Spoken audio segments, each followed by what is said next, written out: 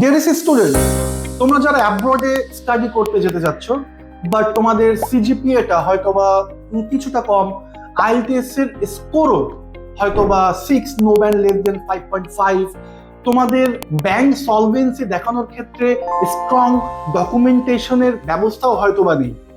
এরকম যদি তোমাদের ব্যাকগ্রাউন্ড হয়, তোমাদের জন্য গোল্ডেন অপরচুনিটি হলো ইউনাইটেড কিংডম।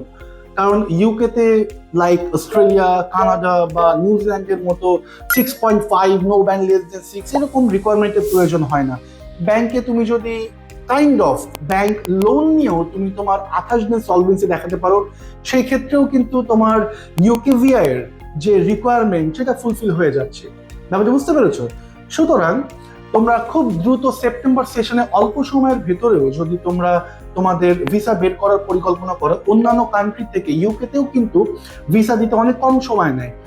এমন হয় 2 থেকে 3 দিনে ভিসা দিয়ে দিচ্ছে ভিসা অ্যাপ্লিকেশন করার পর।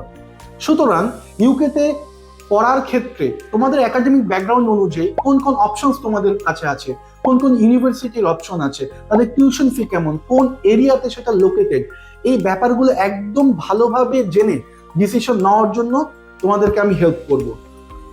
আগে তোমাদের অপশনগুলো দেখবে, তারপর ডিসিশন নেবে, তারপর তোমাদের ডিসিশনের ওপরেই আমরা অ্যাপ্লিকেশন করব। সুতরাং দেরি না করে নিচের লিঙ্কে তোমাদের ডিটেলটা আমাদেরকে দিয়ে দাও।